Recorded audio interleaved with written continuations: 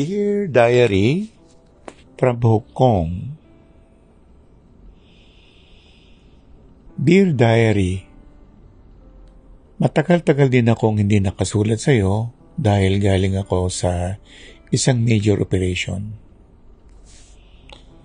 Sumusulat ako muli sa iyo upang sariwain ang aking alaala sa mga naganap sa Hong Kong. Pagmamahalan ng isang babae sa kapwa babae, LGBTQIA. Dumating ako sa Hong Kong ng mga taong 1996. Maraming pangyayari na hindi ko malilimutan sa tanang buhay ko. Nung taong yun ng 1996, nasa airport ako ng Hong Kong.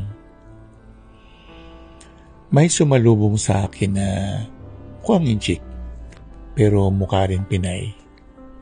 Si Lorraine. Ihahatid niya ako sa pagtatrabahuan kong department store. Tindahan ng mga alahas. Dinala muna niya ako sa agency. Tapos maraming pirmahan. Tapos pinatulog muna nila ako sa isang office nila. Mga 3 araw ako doon hanggang mabigyan ako ng clearance at work permit. Nung gabing yun, init na init ako. Kaya naligo muna ako. Halos magkakatabi ang mga bunkers namin. Kaya mukhang nagising ko si Lorraine. Tanong niya, "Saan ka pupunta?" "Sa banyo, maliligo muna ako. Gusto mo sabayan kita?" "Wala naman masama, pareho tayong babae." "Sige," sabi ko. Pero hindi ko hinubad lahat. Nakapanty pa rin ako at nakabra. Naiilang kasi ako. Naaasiwa. Sabi ni Lorraine, "Mauna ka na. Dito lang ako sa inidoro. Magtutubig. Wiwi." Nagsimula na akong masain ang buo kong katawan. Nagtoothbrush muna ako habang nakababad ang buhok ko sa shampoo. Sabi ni Lorraine, "Sexy ka. Gusto mong sumideline sa bar? Mga 3 oras kung kaya mo. Ang pasok mo sa tindahan, mga 9 ng umaga. Uuwi ka ng bago bang 6. Sa bar, gabi ang trabaho. Pwedeng 9 hanggang 12 midnight, uwi ka na. Di ka naman basta mapupuyat kasi may 8 oras ka pa para matulog. Gusto mo?" "Oo ba?" "Sige. Mamaya, isuot mo yung pinakasexy mong damit. Boss ko ang may-ari nun. Huwag kang mag-alala. Walang halong sexy to. Drink service lang." Nasa iyo kung may patulan ka pero di ka namin sagot kapag ganun. Malakas mag-tip ang mga foreigner. Basta dapat unti-unti mong pag-aralan ng Macau para hindi ka maibenta. Deal? Oo. Call ako. Ganun nga ang nangyari.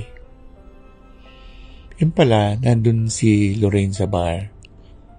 Floor manager siya. Tinitingnan niya lahat. Lagi siya nakatingin sa akin. Tumagal ako doon ng 1 taon. Sa bar, pabalik-balik lang ako. Nagustuhan ng boss ni Lorraine kung paano ako magtrabaho. Hanggang sa isinasama na nila ako sa ibang bansa gaya ng Spain para i-train ng iba pang mga workers nila sa bar.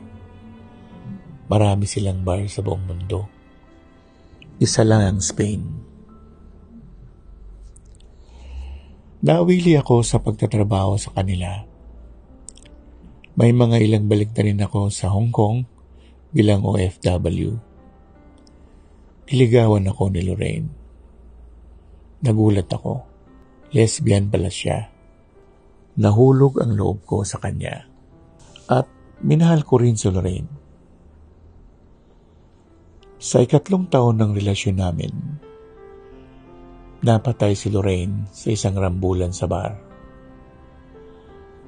Nailibing na siya't lahat-lahat pero hindi pa rin ako makamove on. Namimiss ko ang pag-aalaga niya sa akin, pagtuturo ng lahat pati na sa buhay. Napakabait niya. Di na rin ako naganap ng iba. Hindi na ako nag-asawa. Ako ang pinalit na floor manager ng bar.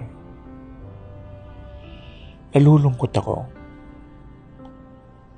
Sana, kung saan ka man naroon, Lorraine,